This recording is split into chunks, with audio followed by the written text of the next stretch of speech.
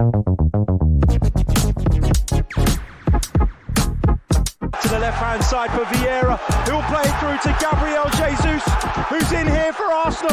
Gabriel Jesus to finish it off. Oh, what a way to do it! Gabriel Jesus seals the points for Arsenal. He's back, and he's back with a bang. Into the penalty area it goes. Gabriel's header, and it's into the back of the net. Arsenal take an early lead through Gabriel. You're listening to the Chronicles of a Gooner, the daily Arsenal podcast with me, Harry Symeou. Welcome back to another live edition of the Chronicles of a Gooner, the Arsenal podcast, part of the 90 Min Football family. With me, your host, as always, Harry Symeou. This is our moment. Arsenal take on Manchester City in what's being dubbed as a title decider. But is it that simple? We're going to get into that. We're going to talk team news, lineups, predictions, and we're going to take lots of your thoughts and questions from the live chat. Hope you're all good. Hope you're all well. Thank you so much for joining me as always. Remember, if you are watching us live on X right now, feel free to hop over to the YouTube channel, subscribe, leave a like on the video, all of that good stuff, and you will be able to access all of our content. If you're listening on audio as well, please do leave us a review, as it really, really does help. Look, this is a massive, massive game that could have huge implications on the title race. I'm not personally going to go as far as saying it's a title decider because I think there's so much more football to be played. There are lots of complications, lots of factors that come into play. Champions League, how much of an impact will that have? Does the fact that Liverpool are in the Europa League mean they can, focus more on the Premier League than maybe ourselves and Manchester City? We did our title race prediction episode yesterday. I got lots and lots of stick in the comments for suggesting that Arsenal are probably the third favourites for the title at this moment. Maybe that changes if Arsenal can go to the Etihad on Sunday and win. But given the size of this game, given the magnitude of this game, I thought we'd do something different. And I thought we'd get somebody from the other side of the fence to give us the download on his team, on his club, and help us try and make sense of what may or may not happen at the weekend. And I'm delighted to say that Manchester City fan Kim Kothari is with me. Kim, welcome to the show, mate. Great to see you. It's been a long time since we've spoken. How you been? While. Do you remember, I think the last time we met face-to-face was the last title running, and we were both having a debate on who was going to get the title at the end of the season. Yep, and you were right. I was trying to be optimistic. I was trying to be positive, but it just didn't happen in the end. How have you been outside of football? Everything good? Yeah, very, very well, thank you. Very well. For those that are watching this, and we'll see Kim obviously wearing his Manchester City top. He logged on not wearing a Manchester City top, to be honest, and he went, "You're wearing an Arsenal top. You know what? I'm going to go put my City top on." He means you've got to show your colours, especially ahead of the big game, haven't you? Absolutely. First of all, how are you feeling about this game? Because I know Arsenal fans are stressing about it. We're all, in a weird way, optimistic in the sense of, we feel more confident in this side than maybe Arsenal sides of recent years in terms of their ability to go to the Etihad and get a result. But I'm stressed. I'm nervous. I'm probably not going to get much sleep tonight or the night after. Where are you and how are your nerves? Well, it's weird because I think any other season other than this, I would be feeling a lot more confident than I am. And I think there's a few factors to that. The first one is that City's record against the top six this year has been very, very poor. I mean, we've allowed Chelsea to take, allowed Chelsea 2 draws, drew against Spurs, lost and drew twice against Liverpool and stuff like that. So we haven't been playing that well against the big sides. Of course, lost against Arsenal at the Emirates as well. So that fills me with a little bit of nerves because I don't think we've been that ruthless against the big teams as we have in previous seasons. And I also think that injuries to Kyle Walker, who is 50-50 at the moment, and John Stones will play a massive, massive impact. I think Stones has probably been one of, apart from Rodri, probably the most important City player this season. Every time he plays, we look like a completely different side. So it makes me feel nervous. But then we're at home. Pep's record against Arsenal, particularly at home, is incredible. Arsenal, I would say, no disrespect to the side at all, who are playing fantastic football at the moment. in the squad probably don't have the exact same experience as the City squad in these big crunch matches, which favours us as well. So I'd say I'm fairly confident, but as confident as you can be coming up against a team like Arsenal in what, as you said, it's probably not going to be, but it could be a title decider. Let me ask you this. You mentioned that the record against the traditional big six, if you like, or the top six sides nowadays hasn't been as good as it has been in recent years. What do you put that down to? You know what? I really, really don't know. And I've been thinking about it pretty much every single week because we're conceding more goals.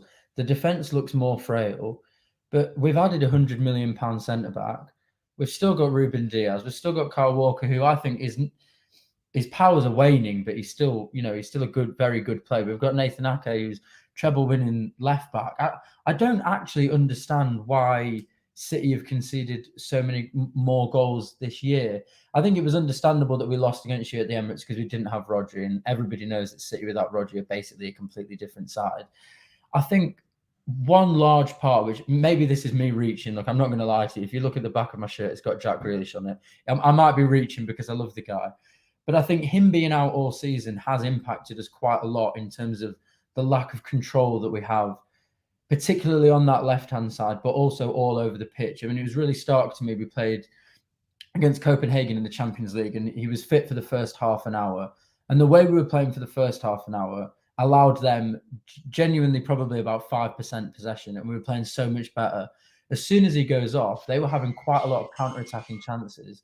So I think we've lost quite a lot of control on that left-hand side because that is how we play.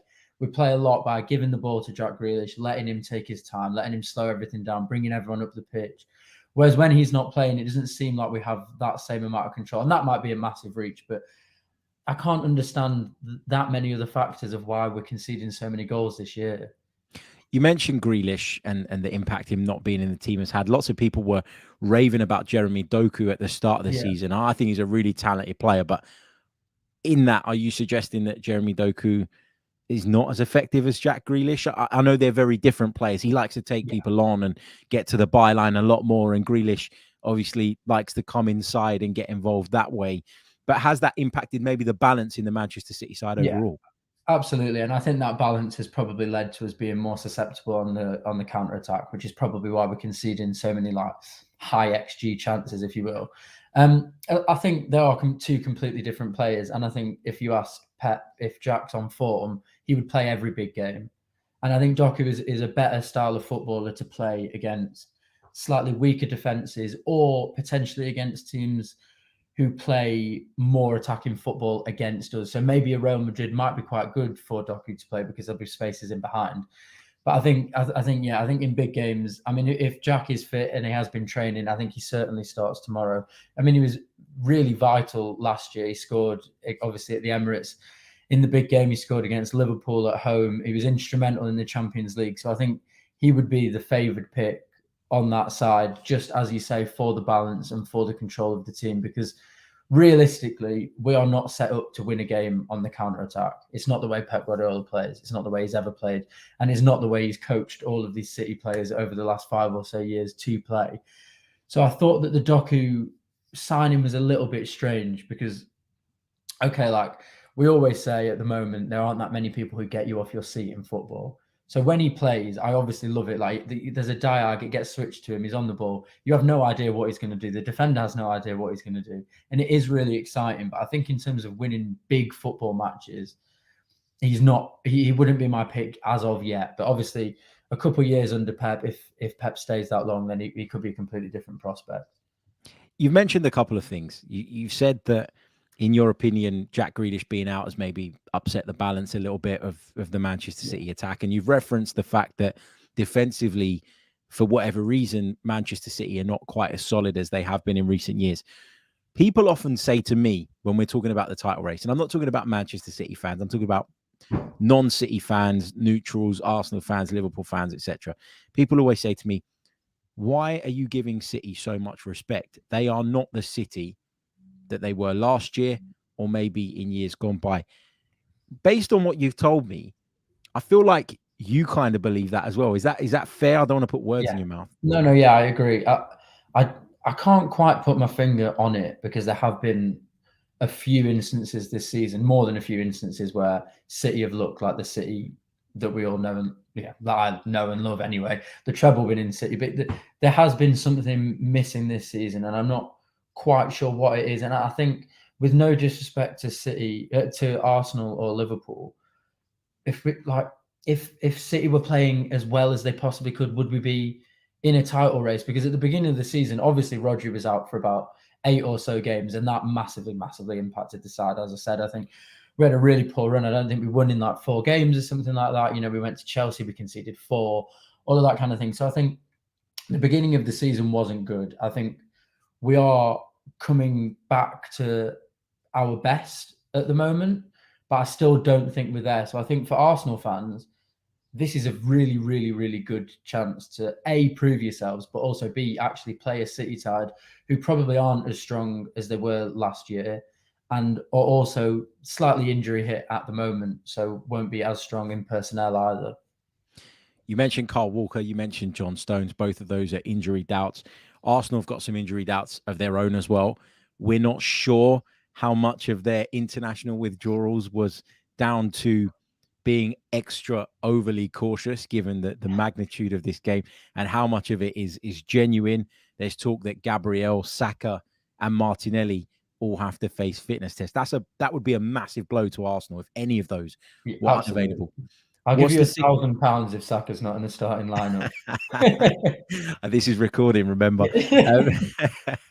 What is the story with Walker and Stones? I know you touched on it. I know you said Walker's 50-50. Is that the case? Is that what people are saying within City circles? Yeah, well, the training pictures obviously came out yesterday. So Ederson was training, which we didn't think he would be. De Bruyne's been training. Jack Grealish has been training. And Matheus Nunes has been training. He picked up an injury in the international break as well. But both John Stones and Kyle Walker were absent from training. And I think that's Thursday. The game's Sunday.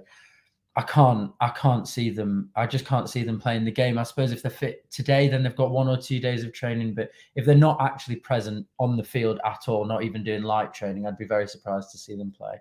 And as I say, I think that really, really impacts the squad. I know Akanji was injured as well during the national break, and he probably would have been the natural one to slot in either in the John Stones position or filling in for Kyle Walker at right back. He has been training, but not in full training either. So the defense looks a bit threadbare, and with Ederson being out for so long and only just returning, we could potentially have a back 4 of Ortega Moreno, Rico Lewis, Diaz, and Guardiola and Ake, and that's not anywhere near a top strength back 4 for City. So if Martinelli and Saka do play, there's definitely spaces that they can attack City, especially in those wide areas. I've got to ask you for your take on Arsenal, because last season, as you mentioned, we had a debate. I think it was for Talk TV, wasn't it? We had a debate about the title charge, and you were pretty confident at the time that City would come good and would have too much for Arsenal, and you were right. Arsenal fell away. I think injuries played a big part in that, and you could see at that point that the squad just wasn't ready to compete at the highest level, because the minute you took 1 or 2 really key components out, the level not only dropped but literally stoned. It went all the way down really quickly. And that, I think nothing was more nothing highlighted that more than when we turned up at the Etihad with Rob Holding at the back instead of William Saliba, and literally got torn to pieces. I was at that game, and I remember sitting there at the end of the match from my position and thinking, like, I can't even be upset, angry. It literally was just men against boys. And for me, a lot of Arsenal fans threw their toys out of the pram after that and were really upset about it. And there was Arteta talk again, which just seems like a nonsense to me from some quarters. But for me, it really was a case of, this is just a humbler that tells us and shows us that we're not quite where we need to be yet if we want to be winning the Premier League title. This season, Mikel Arteta made some changes in the summer that not everybody agreed with. He allowed Granit Xhaka to leave the club. It was Granit Xhaka's wish to leave the club. And, he'd already given Mikel Arteta more time than he wanted to give the club, given what happened to him in the past. And, he was able to turn his story from kind of 0 to hero, actually, at Arsenal, which was great. But he left, And rather than going out and bringing in a like-for-like replacement, Mikel Arteta went and brought in the combination of Declan Rice and Kai Havertz, which changed the balance of the side. Thomas Partey has been out pretty much all season. I think he's played 3 or 4 games from the start for Arsenal this season, which has impacted the plans too. But now we're in a place where a lot of the decisions that Mikel made at the start of the season that people were questioning have proven good. Kai Havertz has come good. Declan Rice has been immense from the day he walked in at the football club. And you're looking at this side and you're thinking, yeah, you know, he knows what he's doing, and he's taken them to another level, and he's given them the ability to be a lot more flexible and adaptable. The results weren't always there in the first part of the season, although we did enough to stay in touch. And since the turn of the year, Arsenal have won 8 out of 8 in the Premier League and have booked their place in the quarterfinals of the Champions League. What is your take on Arsenal this season in comparison to what you thought about them maybe last season? Have you learned anything about the team? Well, what I would say is we were having the debate the other day on ESPN talking about who is favourite for the title, and that's a different debate. But between City, Arsenal, and Liverpool, for sure, especially since the turn of the year, but I think all season, Arsenal have played by far the best football out of the three.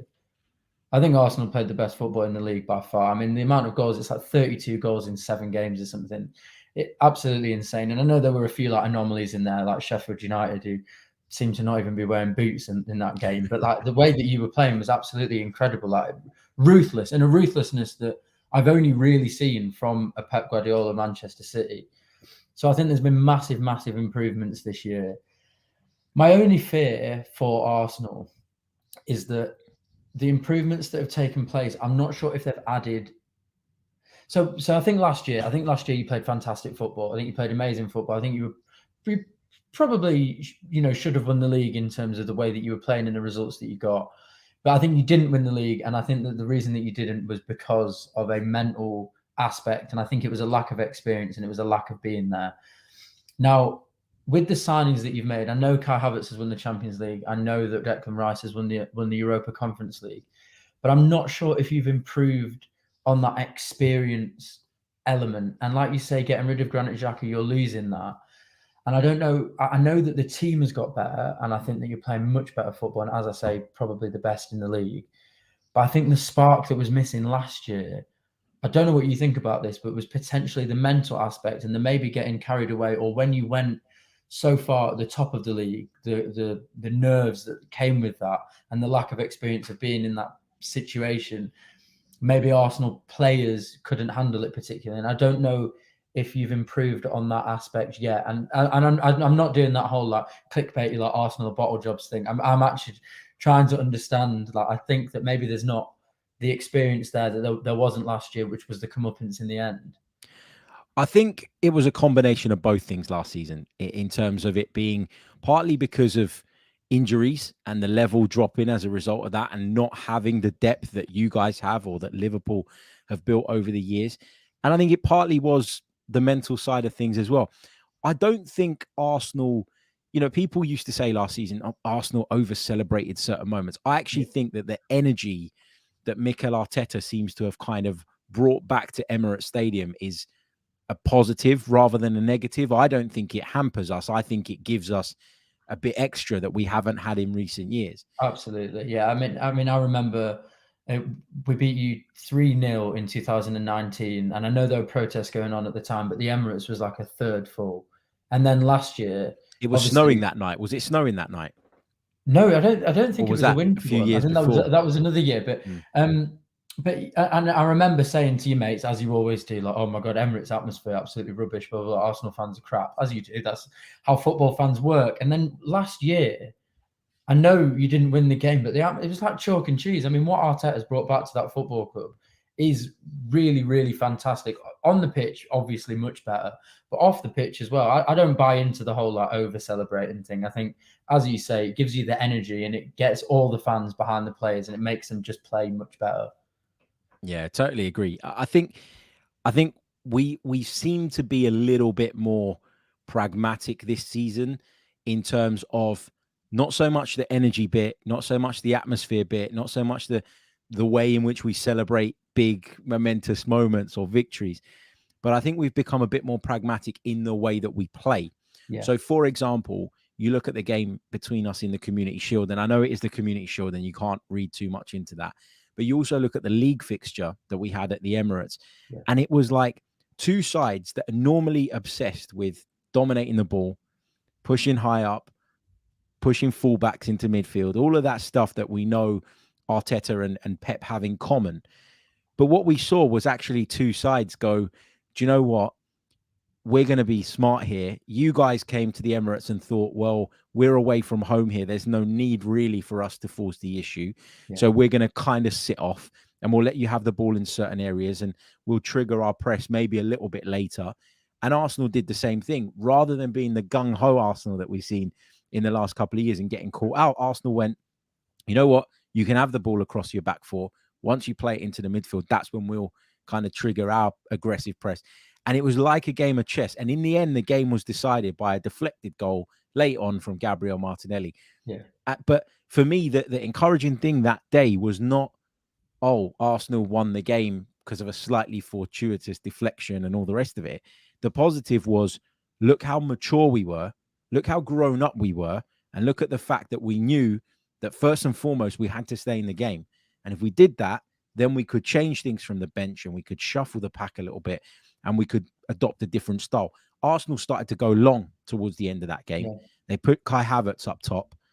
They were even pushing Tomiyasu, who had come on at left back, up into those areas as well and going long and direct. And it just was the first sign for me that Arsenal are now more adaptable. And that's why I think Arsenal fans are probably feeling a little bit more confident now. What's your prediction going into this game? Because I know it's always difficult to do this, and I think it's even more difficult when you're coming off the back of an international break. You don't know who's fit. You don't know whether it affects rhythm a little bit. Much easier to predict when you've got a run of games to go by. But how do you see this going? I think because it's at the Etihad and the record there has been absolutely exceptional, you've also got this mad Rodri record of not losing in over a year. I really cannot foresee Arsenal winning the game at all. I also don't think that it's going to be a title decider in any way, shape or form. There's so much football to be played. All three of us are in European competition. So I think whatever happens tomorrow, it matters a bit, but it doesn't actually matter that much. It's more just the spectacle of the on Sunday. Sorry, it's more the spectacle of the fact that it's going to be a fantastic game. I think City will win. I don't think it'll be that easy, and I think it'll be quite cagey. And I think my prediction would be 1-0. I think it'll be a 1-0 game. I think because of the team that we're probably going to have to play, particularly at the back, I think we're going to be a lot more cautious than we would usually be. And I think we're quite hard to break down when we actually play that style of football. And when Rodri drops deeper, Bernardo keeps hold of the ball, Jack Grealish keeps hold of the ball if he's playing. I think it's going to be 1-0 to City. What do you think? Oh, this is tough. I did the ESPN football forecast yesterday, and I predicted a 2-1 Arsenal win. But I'm well aware that was a prediction made with my heart rather than my head. Yeah. My head says draw. My head says draw. And I think there's a real possibility that come the end of the weekend, despite it being Manchester City and Arsenal locking horns, I think there's a real possibility that we're talking about Liverpool as having been the biggest beneficiaries of the weekend. They've got a very winnable fixture at home to Brighton, a Brighton side that aren't quite what they used to be, don't seem to have that potency in front of goal, leak goals for fun, clean sheets. You ask someone in Brighton what a clean sheet is, they'll probably tell you they don't know, because that's the nature of the way they've been playing. But I just think that we'll probably play out a draw, and it will be Liverpool who will be sort of rubbing their hands together come Sunday night. And just before I let you go, Kim, on the title race in general, how are you kind of ranking it in terms of favourites? Man City, your favourites. Who's the second favourites? And how wary are you of Jurgen Klopp's Liverpool? Does the farewell tour give them something more?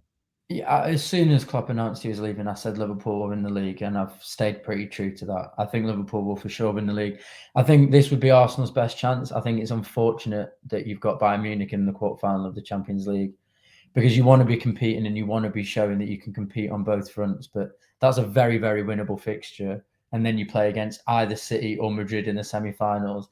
And you've got a better depth, but you've still probably not got the depth to compete in the title race in games where every single minute matters and compete against Bayern Munich twice, home and away, and probably Real Madrid or City, home and away. I think that'll be your sort of downfall this season will be the Champions League run, which, by the way, you very much could win. But I think the league will be. I think the Champions League will be a distraction to the league. I think Liverpool will win the league, and I actually think either City or Arsenal will win the Champions League. I think you'll beat Bayern. I think we'll beat Real Madrid, and then I think realistically, whoever wins in that game, it's a Champions League final. It's a 50-50, isn't it? Man. You probably have to favour us.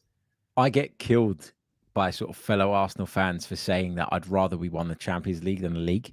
Oh, for sure. Because growing up, I saw Arsenal win the double in 97, 98. I saw them win the double in 01, 02. I saw them win the Premier League unbeaten in 03 or 04. It doesn't get better than that. No. But then the Champions League has always been that thing that's been missing. And I feel like that's the one that would give me the most personal satisfaction.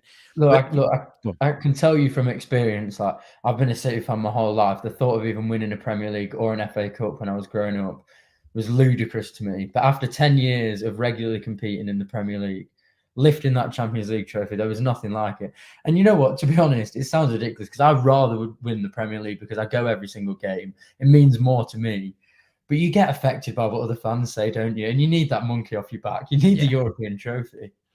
Yeah, absolutely. I mean, I'll tell you when it kind of really dawned on me how important a European trophy is when I go to like places like West Ham and they're singing Champions of Europe. You'll never sing that because they won that Tim Pot Europa Conference League trophy. Let them have it. Let them have it. Or I went to Nottingham Forest maybe a couple of months ago and they were singing it as well. I mean, most of the stadium wasn't alive when Forest won the European Cups, but, you know, they were going on about it as well. It's a real, and that's the thing that drives me mad when it comes to the Arsenal-Chelsea rivalry as well. Like, we're far more successful than them domestically, but obviously they've got those Champions Leagues, which Arsenal don't. So, yeah, it's a tough one. What do you think, League and Champions League wise? Do you think Arsenal will end up with a trophy this year? Oh, it's really tough to say because I do think you're right to kind of suggest that there's a correlation between the two. There is a connection between the two. It's why the title race is so difficult to predict because if Arsenal, for example, got a really good, convincing result over Bayern, that could be a massive boost. Yeah. But you also know that if you suffer something that's quite demoralizing, it's quite hard to shake that off in the space of 2 or 3 days and then get back to Premier League football with a full focus on that without allowing that hangover from another competition to spill over. Yeah. So I do think that you either need to go really well in both or you need to fall out of the running for one of them quite soon for you to then be able to shift your focus accordingly. So I think it's tough. But, you know, we've been saying for years as Arsenal fans that we want to be in these competitions. We want to be in these conversations. And now we are again. We can't complain. So, yeah, it is what it is. Kim, thank you so much for taking time out of your day on a bank holiday as well to join me. I really appreciate it. Let people know how they can follow you and what you're up to. Yeah, at Kim Kothari on Instagram and Twitter. Kim, thank you. There you go. He's everywhere. Thank you so much, mate. And we'll catch up soon, I'm sure. Cheers. Thanks, mate. Good luck. All the best. Cheers.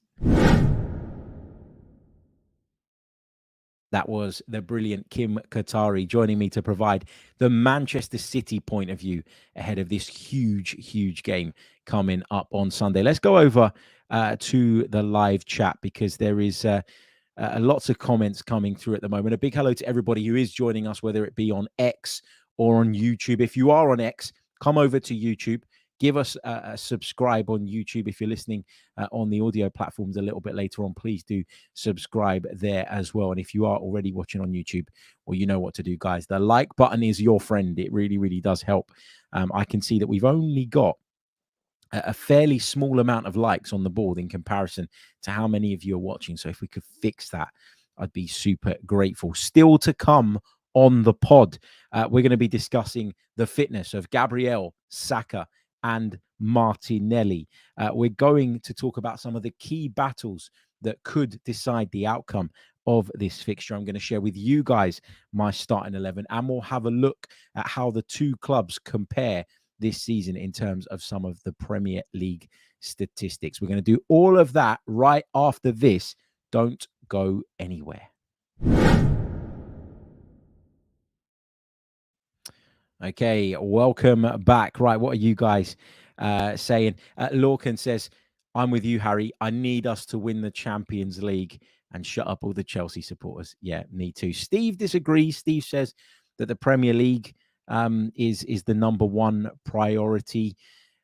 I mean, I get why people say that, because I do think a lot of people say, you know, Premier League is your bread and butter, and, you know, you can win a cup competition without necessarily being the best team in your country. But if you do win the Premier League, which is undoubtedly the toughest division in world football, then there's a good argument and there's a strong case that actually you're probably the best club side in world football, and that is, you know, some kind of title to have, isn't it? So I get what you're saying, but I have to say, I disagree. It's Champions League first and foremost for me. The league will be lovely as well, but the Champions League is the one that is missing from my sort of mental collection as a fan.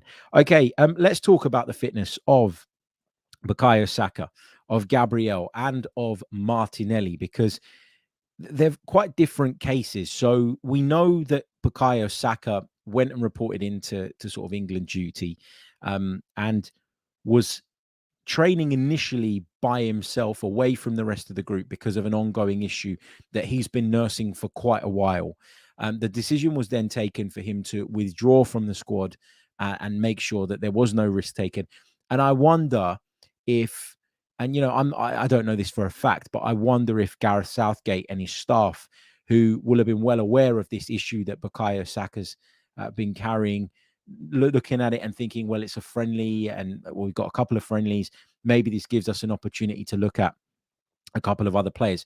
Well, perhaps in favor of Bukayo Saka, you know, returning back to his club and focusing solely on the rehabilitation, because the last thing they want is him to break down in the remaining weeks of the season and not be available for the tournament. He's established himself as a really, really important player at international level. So I'm not saying that England would have been chuffed about it or happy about it per se, but I do think there's probably an element of acceptance among the England staff that if there is any risk with Bukayo Saka, we know what he's all about, gives us the opportunity to look at others. We'll allow him and not really put up much of a fight when it comes to him returning back to his club. Similar problem with Gabriel, Big Gabby, that is, at the back. He's been nursing an inflamed Achilles, and an Achilles injury is quite a bad one. It can be really, really painful. He's been nursing some inflammation to that area. And again, the decision was taken. Let's not take any risks. Let's not gamble on him. We are talking about friendlies again. Let's let him go back. Let's let him work on his rehabilitation. And then there's the Gabriel Martinelli situation, which is a little bit different, because initially we were told that Gabriel Martinelli had a cut on the foot. And, you know, we didn't know the ins and outs of the cut and we weren't privy to all the details. But the first sort of reaction from people having heard that was, oh, he'll be fine. You know, he'll be back very, very soon. And we haven't seen him since then. And he has been seen leaving Emirates Stadium on crutches, which isn't a good sign. And I do believe that of the three players that we're talking about here, Gabriel, Bukayo Saka, and Gabriel Martinelli, I think the one who's probably struggling the most in terms of making himself available for this game is Gabriel Martinelli. I think the other two are nursing issues that they've been dealing with for quite some time. And I think they'll be okay, fingers crossed, obviously. But with Gabriel Martinelli, I do get the sense, and sort of from the conversations I've had, and I'm not claiming to be in the know, by the way, but I do get the sense that he's the one of the three that is struggling the most to be fit and available for this game. People have been saying it all week. Surely Arsenal are just being careful. Surely Arsenal are just being really cautious because of what's at stake in the remainder of the season. And when you think about the April that we've got coming up, 10 games in the month of April, that is a game every 3 days.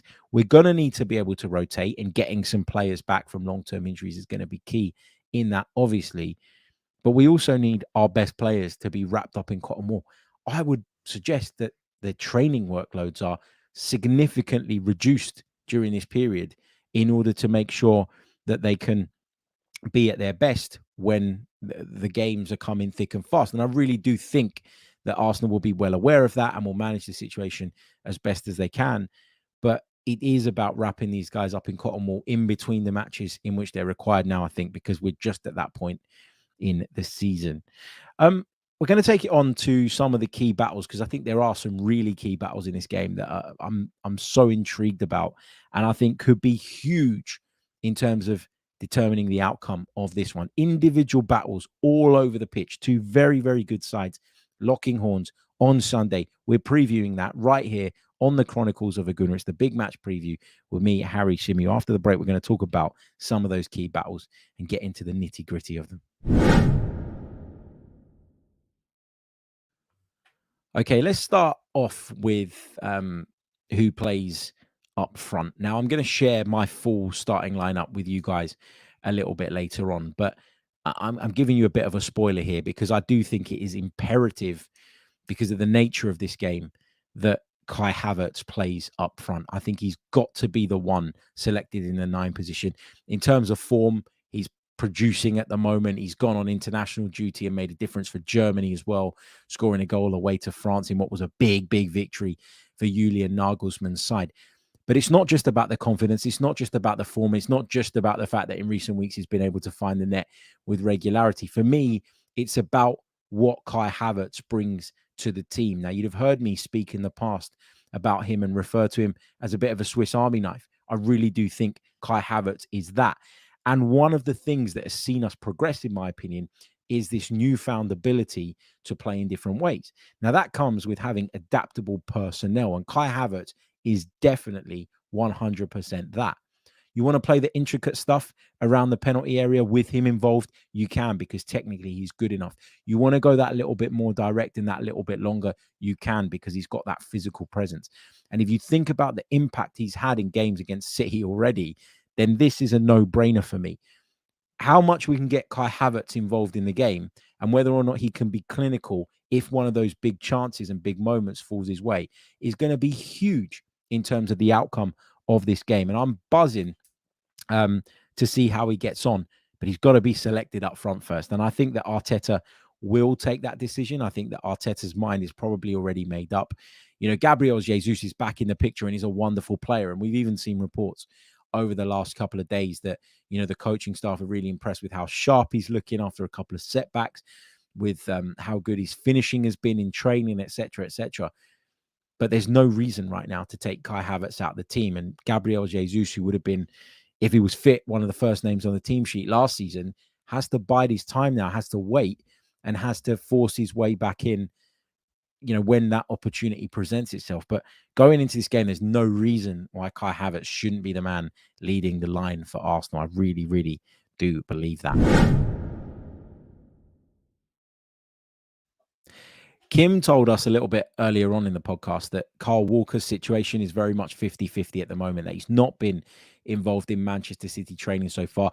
I wonder if there's an element of maybe Manchester City trying to keep that under wraps. You know, we know that Arsenal have had players in training, but made sure that photos of said individual didn't go out in order to try and keep that mystique around whether or not they're available and whether or not they're fit. I do think that if Kyle Walker is unavailable, then the Martinelli factor and whether or not he's going to be fit becomes huge in terms of, you know, how this game might go. I think what we've got in Martinelli is something unique, something that we don't have in Saka and we don't have in Trossard, because they both obviously like to come inside. Martinelli comes inside too because he's a right-footed player, but he comes inside a lot later, and he's got far more sort of a willingness, I guess, to get his head down and drive down the flank and really force people back. We've seen David Raya's distribution improve week on week, and he's been able to find Martinelli on a few occasions, which has led to big, big moments for the Arsenal in recent times. I think that if Kyle Walker is available, then whether or not Martinelli is available becomes less significant, because Kyle Walker, quite simply, has got the pace to keep up with Gabriel Martinelli. If Kyle Walker is unavailable and we do have Gabriel Martinelli, then I think that's a real weak spot for this Manchester City side. I don't know who they would move into the right back position. John Stones is a doubt as well, which could rule out the possibility of them maybe using somebody else at centre back and shifting him out there, a position in which he's played before. Would they switch Rico Lewis out to there? I don't know. But whatever way they would look to deal with that, I would back Gabriel Martinelli to have whoever that fullback is on toast. If it's Kyle Walker, though, it's very, very different. So I think for us to have an outlet, Martinelli being available is really important. The way he drags us up the pitch, he's always, I think, more effective in away games, Gabriel Martinelli, because of that dynamic that he brings. But as I say, it's very it's very interesting, because if Walker's fit, then the Martinelli effect is nullified to a point. And maybe it's not as big a factor. I'm not saying Martinelli can't produce anything because Kyle Walker's in the team. What I'm saying is the likelihood of him producing a match-winning moment, I think, with Walker there is less. If Walker's not available, then I'll be desperate to see Martinelli fit. Look, I want him to be fit anyway, but I think I'd be more desperate to see him start if Kyle Walker was out. But we'd have to see how that goes. We talked about some of the injury doubts. Gabriel at the back is another one, and I'm desperate to see him come through a fitness test. I think he will, but I think he's going to be imperative to helping us deal with the threat of Haaland and some of those runs that those Manchester City midfielders like to make from deep into those areas. And we like to push someone into midfield from the back four. And the only way you can do that really, really effectively is by having really physical, strong and mobile defenders who can eat up the ground around them. And Gabriel is certainly one of those players. I think the midfield battle is going to be really, really key as well. I think Arsenal need to get the balance right there. But I don't want to give away my lineup just yet. So we're going to park that for a second. And we're going to go over to the live chat in just a minute.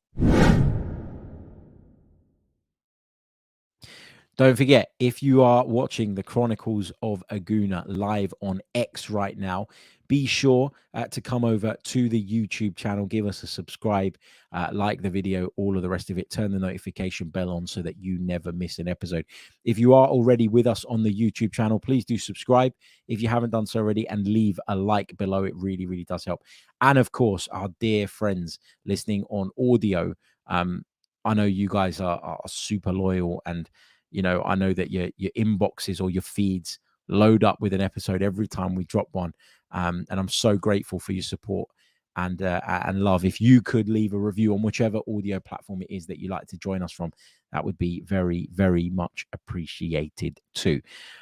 Okay, should we talk starting lineup? I think that time has come. So I think there's a few decisions for Mikel to make. I think the back four, if everybody's fit and available, picks itself. It should be Raya in goal. It should be White at right back. It should be Saliba and Gabriel across the middle, with, in my opinion, Jakub Kiwior at left back.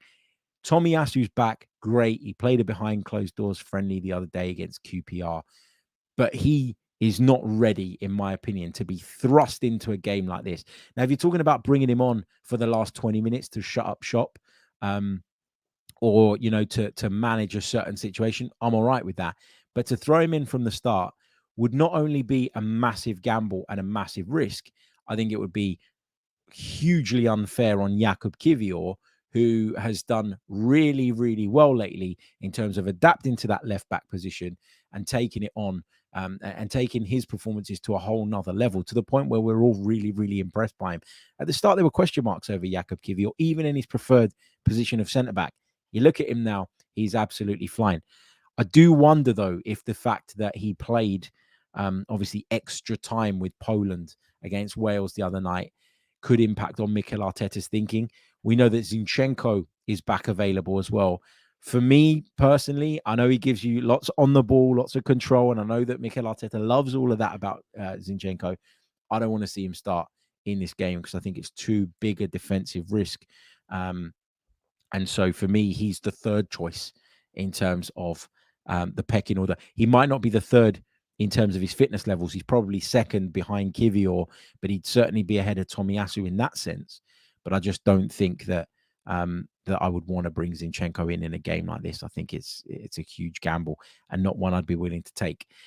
The midfield is interesting because I think a lot of us would agree that Declan Rice probably should play as the 6 in a game like this. In years gone by, we've seen Manchester City expose those spaces in between the lines and destroy us. And they've done that with intricate, cute play. They've also done that with runs from deep, with runs from outside to in, with the centre forward dropping deep at times and people going in beyond him. They've done all of that to us over the years. And I feel like that area of the pitch is really, really important. Some people are suggesting, again, having played in the behind closed doors friendly the other day, that maybe Thomas Partey should come into the side. Look, in an ideal world, and I've said this many times, for me, the midfield would be Rice, Partey, and Odegaard. That's the three that I want to see when everybody's fit, at peak condition and available. But a bit like Tomiyasu, it's not that I don't trust in the player's ability. I'm not sure about where his fitness is at right now. And to throw him in, I think, would be a huge gamble as well. Having said that, I'm not confident in Jorginho playing as the 6. I think we need to do something that we've seen on a couple of occasions this season, and that would be using Rice as the 6, but having Jorginho sit alongside him, venture slightly further forward at times, help protect the left back a little bit, look to progress the ball from deep, particularly if we got that option of Kai Havertz up front and we can go that little bit longer. I think the balance that Rice and Jorginho bring you is the right balance. And that balance allows Odegaard, I think, to be a little bit freer in his movement. And we all know that when you let Martin Odegaard off the leash, he's capable of popping up in different areas and winning football matches. The front three for me, if everybody's fit, would be that front three of Martinelli on the left, Saka on the right, and Kai Havertz through the middle. But again, a lot of this is subject to fitness. And it's so tough after an international break to know where people are at. It's so tough to know what the inner workings are at this moment in time. I would have said, let's wait for Mikel Arteta's press conference and then we can try and make a more informed guess.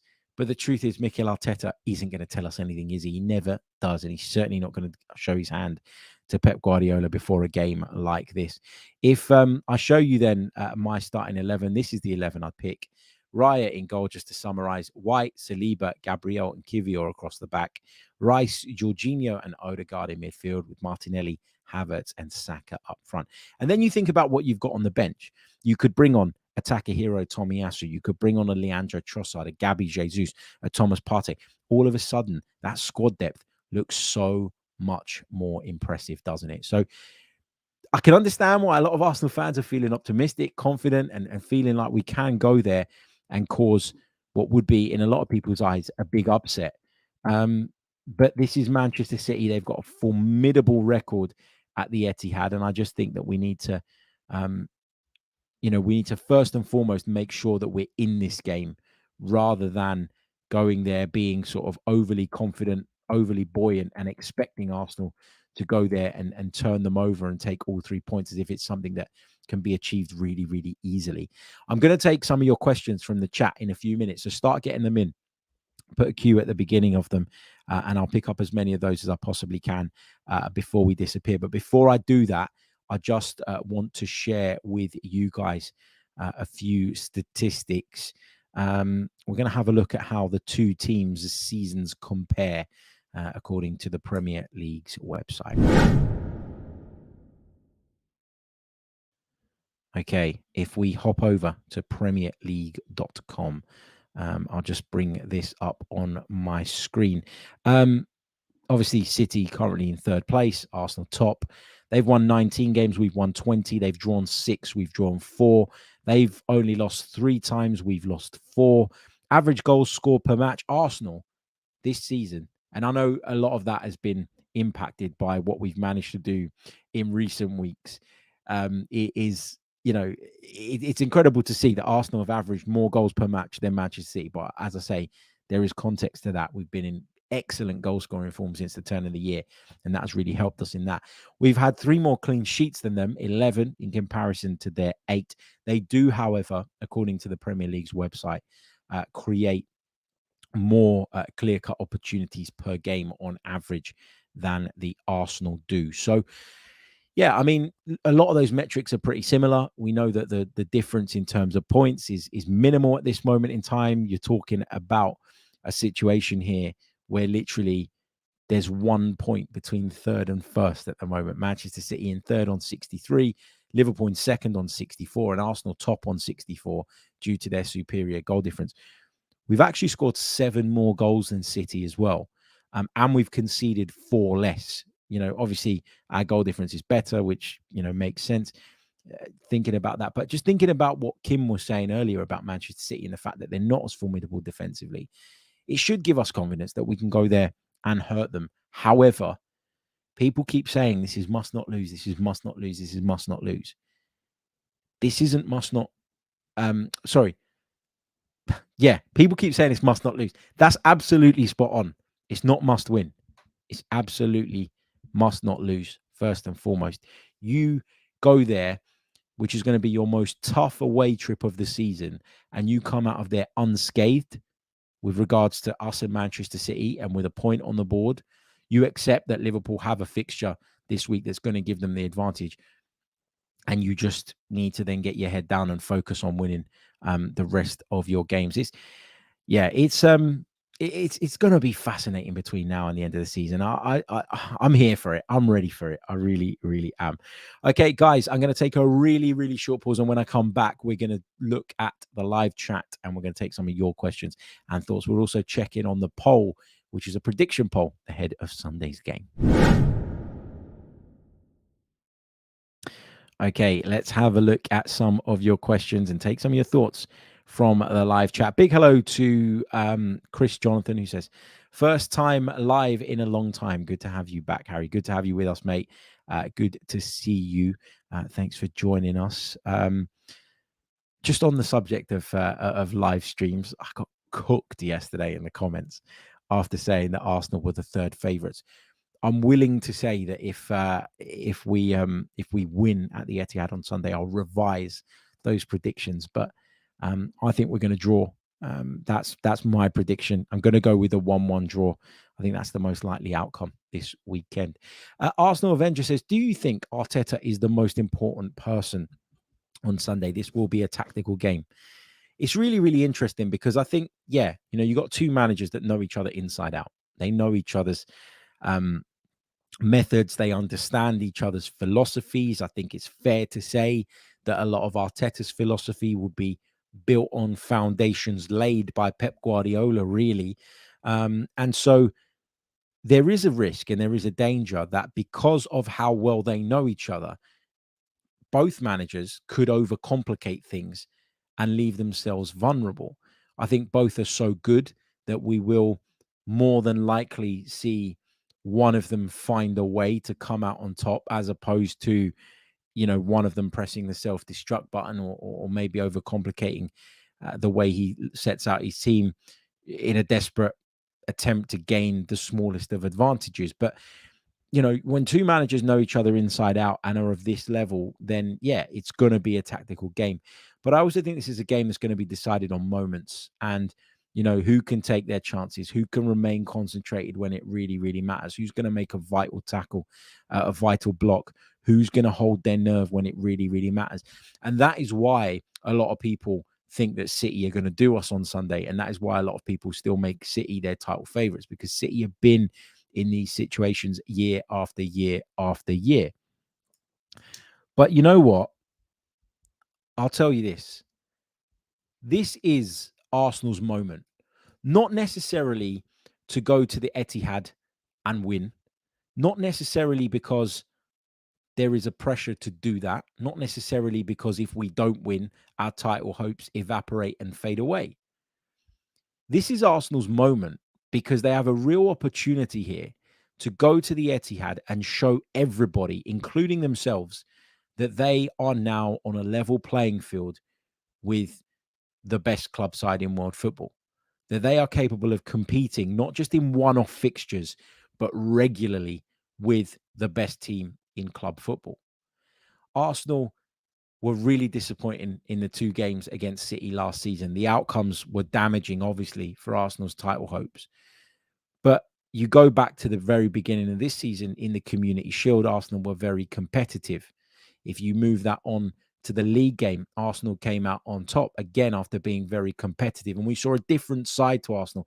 We saw a composure, a calmness, a steel that we haven't seen from Arsenal for many years. But doing it at the Emirates is one thing. Going to the Etihad and coming out on top would be a huge, huge statement. And so I say this is Arsenal's moment because they have an opportunity to create that kind of statement victory and come away with all 3 points. And that would have a big impact on the title race, but also it will convince those players, if there's any little bit of doubt about whether or not they're ready to compete with the very best on a regular basis, that would go if they went to the Etihad and win on Sunday. That would disappear. That would evaporate. And that would be the kind of confidence boost that could well see Arsenal go on and have a brilliant and thrilling end to the season. If they lose the game, I don't think things change that much. It would have been, well, we beat them at home, they beat us at home. If we draw, but we do it in a pretty comfortable way, and you're going to need to ride your luck at times when you go away to Manchester City. I think everybody understands and accepts that. But if Arsenal were to go and get a solid point, I think that could be the coming of age moment for this team as well. When I say this is Arsenal's moment, I don't mean to put pressure on them to go and secure all 3 points. I think they can achieve that objective of proving themselves, not just within the camp, but to everybody else watching, that they are ready to compete with the very, very best. They don't necessarily need to win the game, but they need to go and show something and make that statement and show everybody that Arsenal under Mikel Arteta are here to stay, and that after falling away last season, they're ready to give it a better go this season and put it in people's minds that they'll be there or thereabouts again next season, because it's about maintaining this level.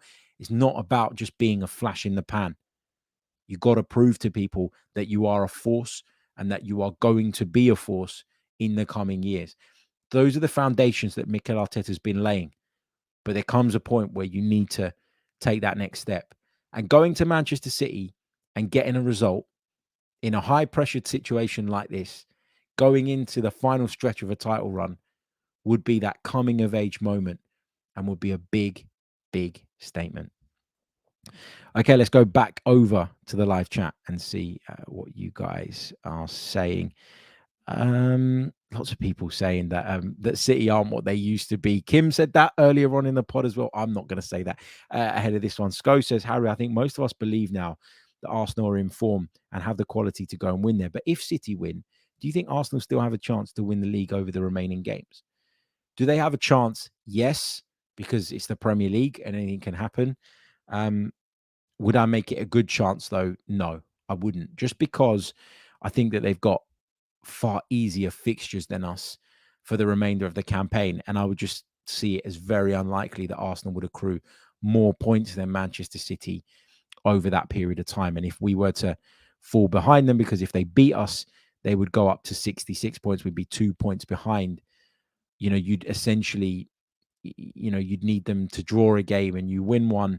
But when you look at the remaining fixtures, I think that's unlikely. So, yeah, not impossible. But I think to expect Arsenal to claw back the points they would lose at City at the weekend, given the run-ins that the two sides have, I think would be optimistic rather than realistic. You've obviously got to give it a go while you're in with a shout and while it's mathematically possible. But as someone who's trying to predict it, then you got to go with your head rather than your heart on that. Evan says, are you more nervous or excited? I'm nervous at the moment. I normally have a bit of a cycle going into these types of games. So I start off nervous. Then the day before the game, I'll be really buoyant and like charged up and saying, come on, we're going to do this. We're going to go there. You know, we're going to stuff them. We're going to make a statement victory. We're going to nick it 1-0, 89th minute, corner, Saliba rising at the near post or something like that. And then on the morning of the game, I'll be bricking it again. So I go through this weird cycle ahead of big old games like this. But yeah, it's going to be fascinating. My prediction, as I said, is a 1-1 draw. I hope you've enjoyed the preview show here on the Chronicles of a Gooner podcast. Big thanks again to Kim Kothari, who joined me, Manchester City fan, to give us their side of things ahead of what is a massive, massive game. We're not going to be live on Sunday night because I will be at the Etihad and I'll be traveling back after the game but we will be live with you on Bank Holiday Monday morning at 10 a.m. We're going to break it all down. Win, lose, or draw, we're going to be there. We're going to assess it. We're going to break it all down. We're going to try and figure out what went wrong, what went well, and we're going to assess where we're at off the back of that. Thank you, as always, for your support. Thank you for joining. It is very, very much appreciated. And I will see you all very, very soon. Until the next one, up the Arsenal. Come on, you Gunners. Huge, huge game. Can we do it? Let me know in the comments. I'll catch you all soon. Goodbye.